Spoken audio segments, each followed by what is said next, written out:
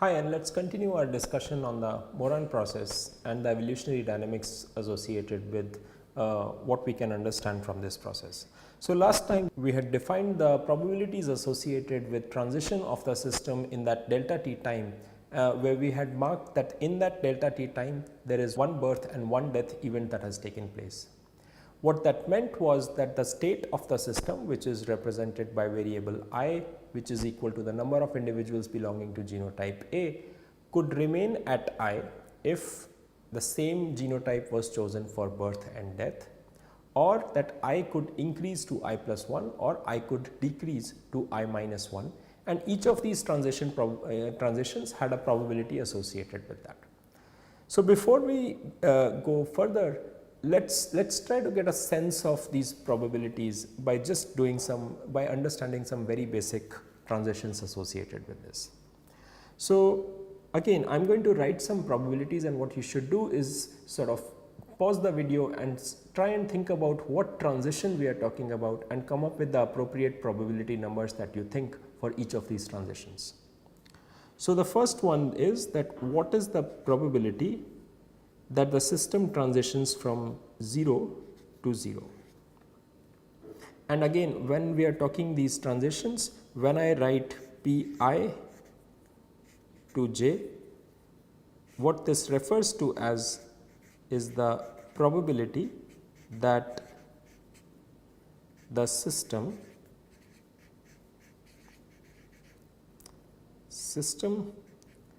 transitions from state I to state j in one birth and one death.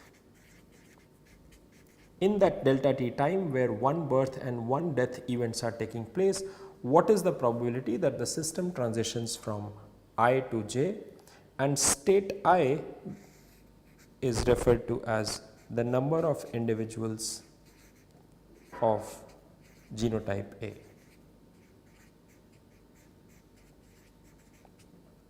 And similarly, state j refers to as what is the state of the system after that transition, and j is the number of individuals of genotype A after this one birth and one death process have taken place. So, the first one that I want you to think about is that transition probability that the system starts from 0, ends at 0. The second one is probability system starts from 0, goes to I. The third one is probability of the transition of the system starting from n, remaining at n, and the fourth is probability of the system when it starts from n goes to I. In this transition we define I to be any number which is greater than 0, and in this one I is equal to any number less than n. So, 0, 1 going all the way up to n minus 1. Again just pause the video for maybe 30 seconds or so, think about these 4 numbers and we will continue from there.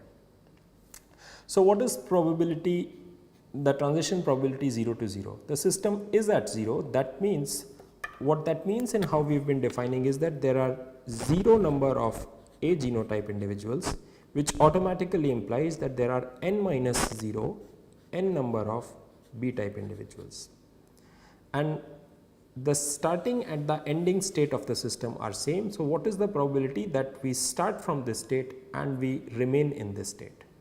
Since there are no A individuals, that means we cannot ever draw an A individual out of this starting position. We are going to select a B individual for birth, B individual for death. That means the system remains in this state forever. Hence, this probability that starting from 0 you remain at 0 is equal to 1. The second one is starting from 0 you move to I, where I is a number which is bigger than 0. If we do not have an A individual in the population, there is no way that we are going to be able to increase the number of A individuals, because the only way the number of individuals of a particular genotype can increase is when we draw that particular genotype to represent a birth process.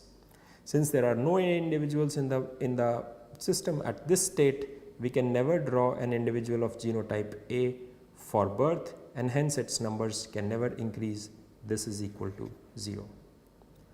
This probability is the reverse of that. Now we are saying that there are n type of A individuals, 0 type of B individuals. Since all individuals are of type A, they will remain to be of type A because we are not permitting mutations at this stage. This is equal to 1. And last is that since all individuals are of type A, there are no B type individuals. The number of A individuals cannot come down, and this probability is equal to 0. Right. Again, maybe spend a few minutes looking at this and convince yourself that all these transition probabilities make intuitive sense and they can be easily thought of in a logical way. Okay. So now that we have some sense of understanding of probabilities of transitions associated with this process, we are interested in a particular quantity which we are going to call xi, and this xi is defined as probability that starting with I number of A type individuals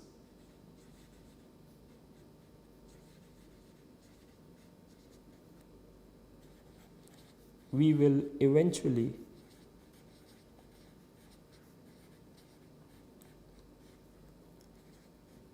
eliminate B from the system. Okay. What that means is that the number of A individuals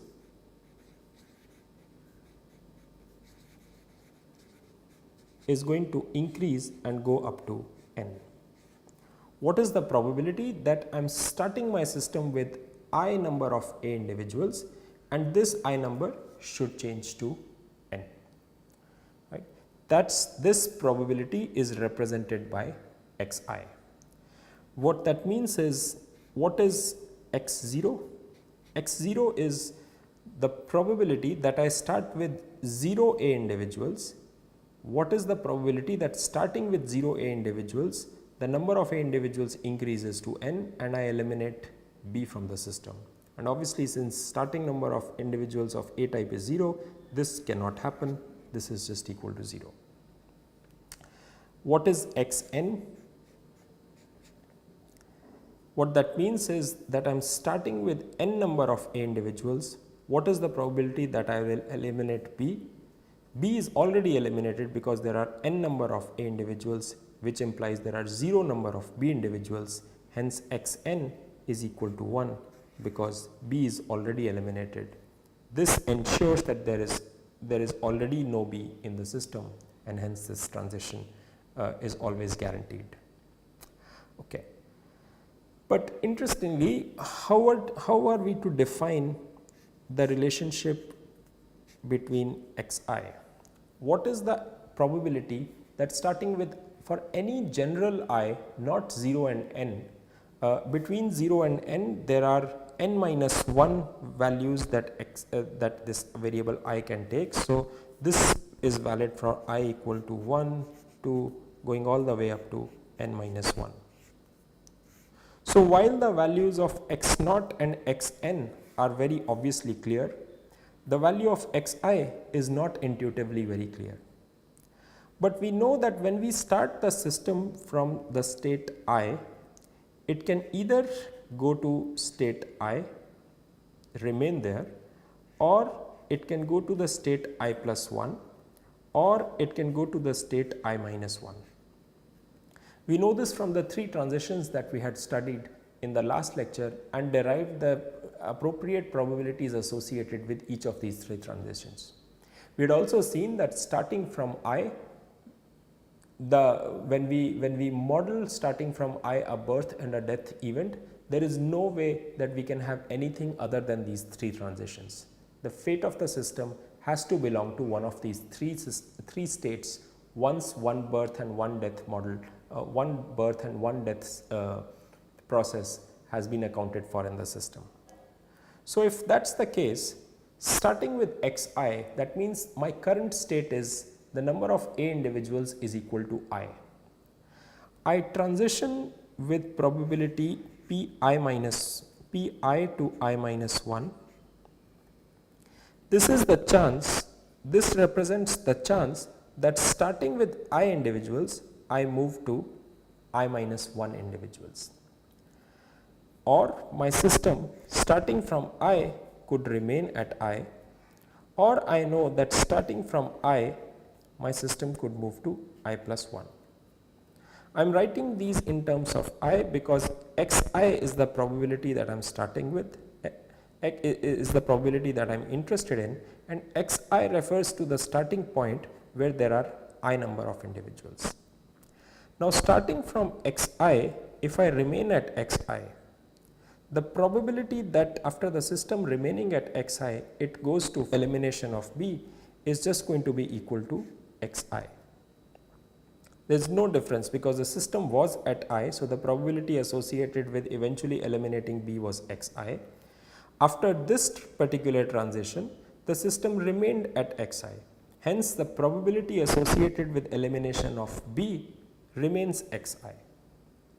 However, if the system transitions from I to I minus 1, the probability associated with elimination of B is no longer xi but xi minus 1. Because after this transition, which happened from the starting state, the probability associated with is xi minus 1, because after this transition there are only I minus 1 individuals of genotype A. And lastly, if starting from state I, the transition that happened was this one, going from I to I plus 1, then the probability associated with elimination of A becomes I plus 1, because now after this transition, the number of individuals of genotype A is I plus 1.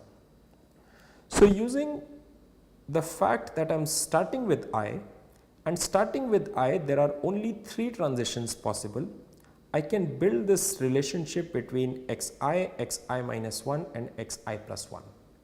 I can write this equation, and what's more than that is that I can write this equation for each of these i's. I can put I equal to 1 and write one equation, I can put I equal to 2 and write another equation, and so on and so forth. This equation can be written for each of these i's, and I have n minus 1 equations.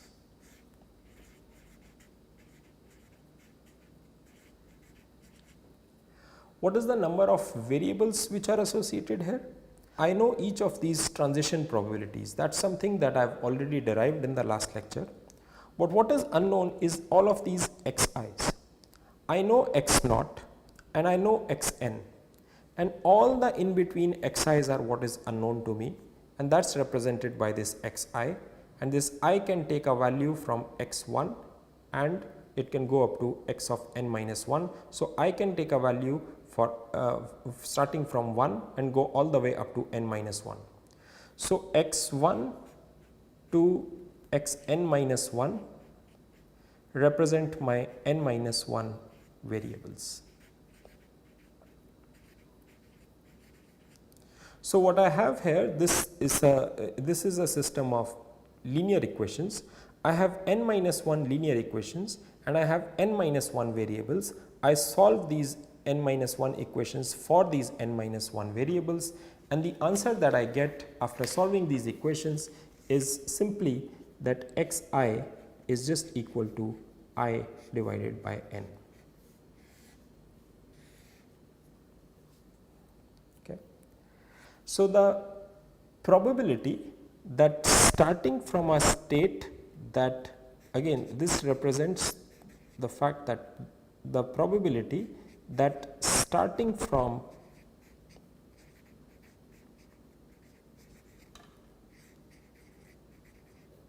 I A type individuals, B is eliminated.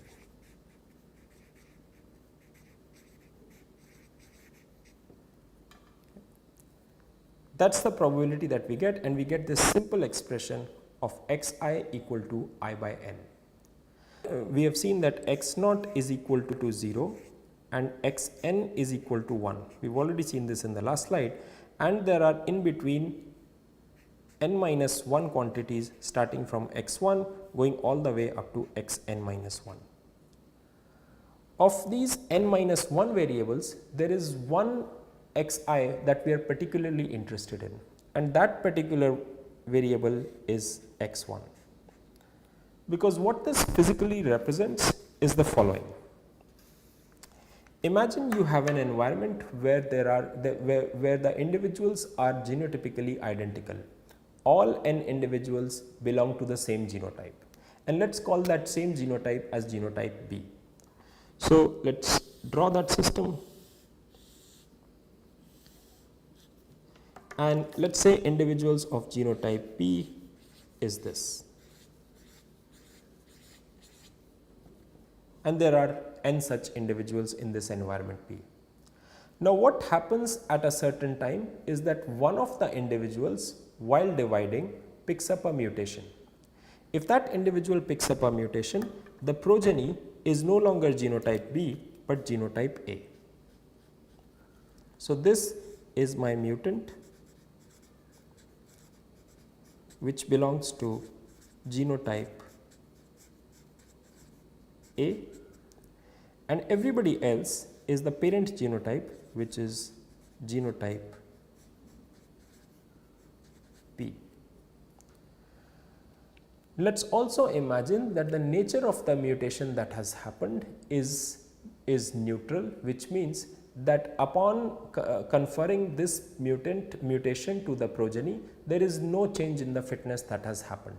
So the mutant is neither at a fitness advantage or nor at a fitness disadvantage compared to the parent genotype. And how we can write that is that f of A is equal to f of B. Both the mutant and the parent genotype are growing at identical rates. In a scenario such as this, the one quantity that we are very interested in is that what is the probability that this single mutant will be able to drive all other B type individuals away from the system, eliminate all of them, and eventually ensure that all individuals in the population are of genotype A.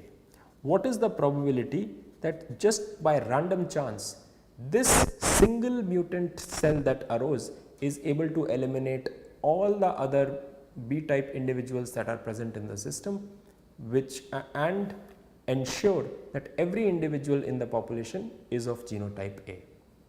And the answer to that in the framework that we have defined is x1, which is the probability that starting with one individual of genotype A, what is the probability that B is eliminated? And that probability is equal to I divided by n, and I in this case is 1, hence this is 1 by n. That is a very important result, because when a mutation arises in a system, it is going to lead to a single progeny which is carrying that mutation. So this is 1 by n. In the context of the marbles in a jar game, you should draw the parallel here that imagine these are all the B type marbles, and starting off you happen to have just one A type marble, and when you are going from one jar to the next one, it is possible that just by random chance you happened to pick the red one more than once. So what has happened is that the frequency associated with the red marble has increased, and as you transition from jar to jar, the frequency just by random chance can keep on increasing, and eventually you might encounter situations where genotype B or the blue marbles in the game that we defined are completely eliminated from the system, and it is the red marbles or the mutant genotype A which takes over the entire population. This is despite the fact that neither the red marbles or the mutant genotype A had any fitness advantage over their counterparts in each of these two respective processes. Another way to think about the answer that we have got is that x1 is equal to 1 by n. What that means is if this is my mutant, if this is my one mutant cell and Fa is equal to Fb, there is no fitness advantage that one cell has over the other. Eventually, any one of these N cells is likely to eliminate everybody else in the population. Because they are equally fit, every one of these cells is equally likely to eliminate everybody else. Hence, the probability of elimination of B is contingent, is only dependent on the number of A individuals which is present. The probability of eliminating the remaining N minus 1 cells in a system is equal for every particular individual in this population. Hence, x1 is just equal to 1 by n. So, that is an important result in this in the sense that it gives us an idea of should there be a mutation which is neutral in nature, which does not confer any fitness advantage to an individual, there is still a finite probability that it eliminates all other individuals from the population and establishes itself as the only genotype in the system. This is in the absence of selection. What happens if we were to introduce selection in this system? So, that is what we are going to talk about next. So, now our two genotypes, we want to introduce selection, and we will say that our two genotypes are again A and B. The number of individuals in the population remains n, but now what I am going to say is that Fa is no longer equal to Fb. In fact, Fa is equal to R and Fb is equal to 1, and R is bigger than 1. Okay. So, genotype A is fitter than genotype B, and again the quantity that we are most interested in here in this analysis is going to be x1. And let me just re-emphasize what that quantity means. If I have my system, this is environment E, and I have n minus 1 individuals of genotype B. So, all these are individuals of genotype B which are growing at rate equal to 1. Suddenly, one of these individuals acquires a mutation and the progeny belongs to genotype A, which is growing at rate R. So, this is genotype A whose fitness is R, R bigger than 1. What I am interested in is what is the probability that this one individual mutant is able to eliminate everybody else in the environment and ensure that all of the individuals present in the environment are of this particular genotype.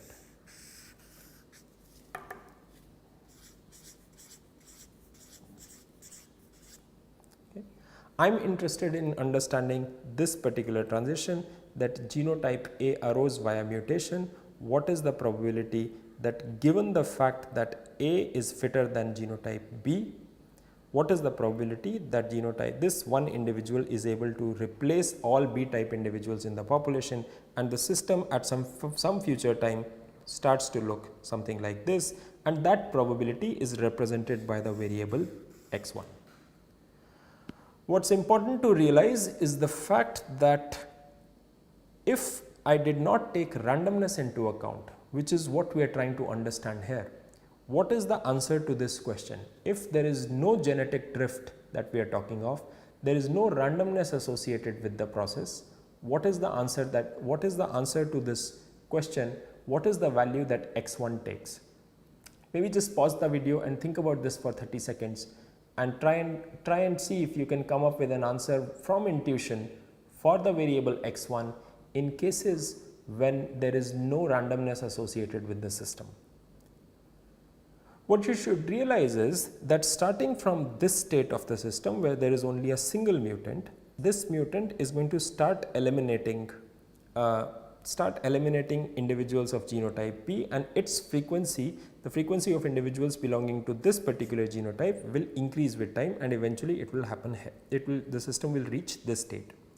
As long as it is given that R is bigger than 1, this transition is guaranteed as long as randomness is excluded from our analysis.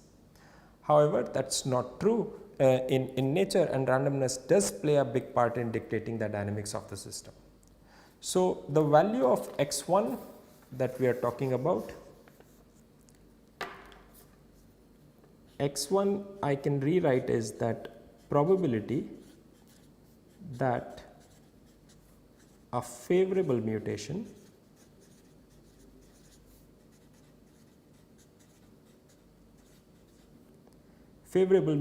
means R is bigger than 1, the mutant is fitter than the rest of the individuals in the population, is able to eliminate the parent genotype from the population.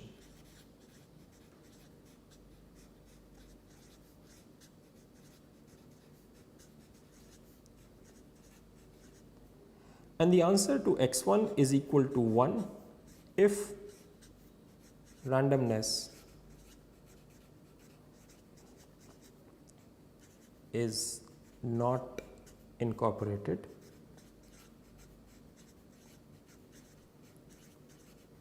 If you go back to the first few lectures of the course, we had discussed the dynamics of system where the relative frequencies of two particular genotypes could be anything, and starting from their relative frequencies and given their growth rates, we always found out that it is the survival of the fitter genotype that takes place and the less fit genotype is eliminated from the system. This number is obviously going to be less than 1 when randomness is incorporated. And what we will do in the next lecture is particularly focus on the aspects associated with how small is this number as compared to 1. Does randomness associated with the system only change this probability from 1 to 0.99, or does it make a huge difference in terms of the probability associated with survival and the ability of that fitter mutant to eliminate the less fit genotype from the environment that we are interested in. So, we will continue our discussion regarding development of this expression for x1 probability in the next lecture. Thank you.